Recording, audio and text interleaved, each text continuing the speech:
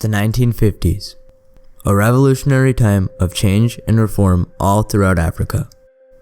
In Algeria, the French had suppressed and tortured the majority of the population ever since their control in the territory in the 1830s. The frustration led to their resistance against the French, creating a radical national body to help drive them out in 1954 called the National Liberation Front, or FLN. This organization preached for the removal of all French settlers in Algeria. The French and the Algerians began to prepare for a brutal revolutionary war, as it was the beginning of a new national identity. In the year 1827, the French launched a series of large-scale attacks to gain control of the Muslim majority in Algeria. By the year 1830, they completely took over the capital, Algiers, redistributing the land used by tribes, religious foundations, and villages. A large influx of Europeans, mainly of peasant farmers or working-class origins from southern areas of Italy, Spain, and France, flooded into Algiers. The settlers oversaw the forming of a new French-dominated government in Algeria. During the conquest, the French troops looted, raped, and massacred entire villages, desecrating mosques and destroying cemeteries. The Algerians, who had fought against foreign invaders numerous times before, put up a resistance against the French. However, this revolt was unsuccessful and was put down by the French troops. Because of this revolt, French authorities imposed stern measures, such as the further suppressing of tribal lands, which were intended to punish the entire Muslim population. This oppression would continue until the end of World War II. As time went by, the French distanced themselves from the Muslim population, as their voice was never heard. Algeria, at the time of World War I, was a French colony that was being turned into an overseas version of France. During the war, more than 150,000 people fought for the French. France recruited over 86,000 Algerian laborers to work in war industries in France.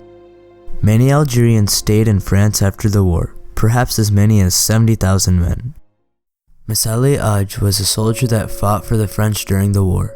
In France, the 19-year-old was astonished at the vastly higher living standards of the French peasants and working people. It was in Bordeaux when he first became acquainted with Marxist writings and with the activities of a France dominated by the Socialist Party at the time. After his discharge from the war, he moved to Paris, joining the largest of the North African immigrant communities in France, which then totaled some 120,000 people. There, he was shocked by the awful working conditions imposed on the Muslim society. In June 1926, North Africans created the Étoile du Nord Africaine as a political organization to battle for their rights and to improve conditions in their homelands. It is notable in that it was the first to call for Algerian independence, leading to the formation of other radical groups including the Federation of Elected Muslims and Association of Algerian Muslim Ulama. Messali Hadj was jailed for his participation in creating the ENA for 9 years, causing tension among the Muslim society and the French government in Algeria. Messali Hadj was an Algerian worker in France, and it's really under his leadership that he created a movement, the L'Étoile Nord Africaine, where they demanded full independence. But what he demanded and that's what really made the difference with the other movement, is full independence. And this was the first time that you had a movement, and this is why we often, in the historiography, he is usually called, considered as the father of Algerian nationalism. On May 8th, 1945, about 5,000 of the Muslim Algerian population of Sétif, a small city in Algeria, were in the streets celebrating the surrender of Nazi Germany and the end of World War II. This parade was organized by the French authority. Although it was meant as a celebration, there were growing protests in Algeria speaking out against the unfair treatment of Muslim Algerians, such as the imprisonment of Messali Hadj. A 14-year-old boy held up an Algerian flag and refused to dispose of it despite threats from French police and was shot, ensuing panic and clashes between Algerians and the French police. Including the 5 days following the clash, a total of about 20,000 Algerian men, women, and children, along with about 102 French police, were killed. Shock waves were sent throughout the Algerian population, leaving them in unrest. In the next 8 years after the clash, public turmoil increased as many realized that their independence would not be achieved peacefully. As you know, France, Great Britain, and other countries, European countries, had long had colonies in Africa and in Asia. But these colonies became more of a financial, economic burden on the great powers. They had exhausted themselves fighting 2 world wars, World War I and World War II. So it became increasingly difficult to manage the burden of these colonies.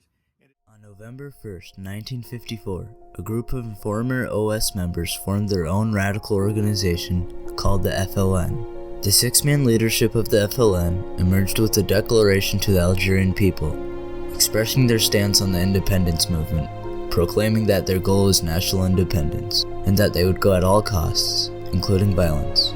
They organized an army, and on October 31st, 1954, they launched an attack on the French police at Batna and Arras using guerrilla warfare.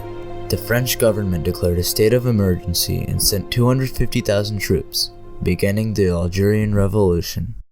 Then on August 20th, 1955, the FLN launched a large-scale attempt to take over the port city of Philippeville, taking residents and soldiers hostage.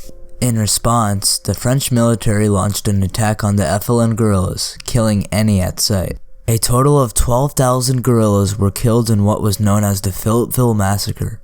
After about 2 years of small regional battles in Algeria, the FLN launched a large-scale attempt to paralyze and destroy the French administration in Algeria in what would be known as the Battle of Algiers. It began with the FLN using women to plant bombs in public venues, killing hundreds.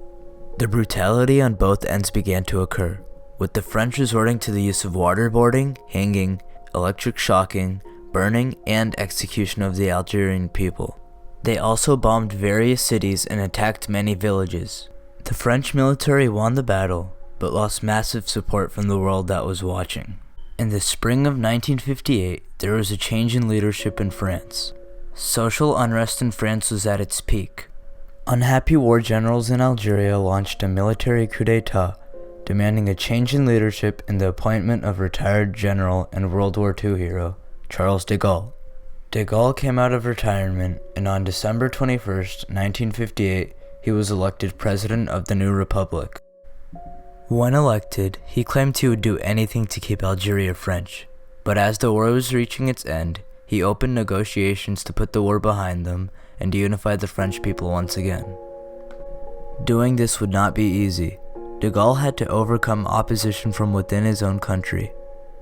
Retired French generals in Algeria formed the OAS, a radical group whose goal was to keep Algeria French at all costs. In 1961, they attempted to assassinate de Gaulle, claiming it was for the benefit of the people. These attempts, however, in the end would fail. Le 16 septembre a été ouverte la route droite et claire qui doit mener l'Algérie vers la paix. Some people would argue that de Gaulle deliberately lost the war. The reason why he did, the war was tearing France apart, and he decided, I don't want to win the war at the cost of the French nation. In order to save France, I need to lose the war. Negotiations began in 1961, and on May 16, 1962, the Evian Accord was signed, giving Algeria its independence. After nearly 130 years of being under the control of the French, Algeria had finally gotten its independence.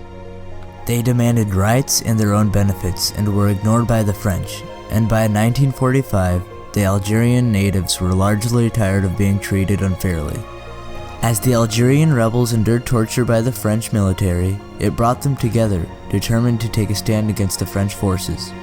The belief that they could defeat one of the greatest powers on earth at the time propelled them to freedom, and on May 16, 1962, Algeria was a new nation.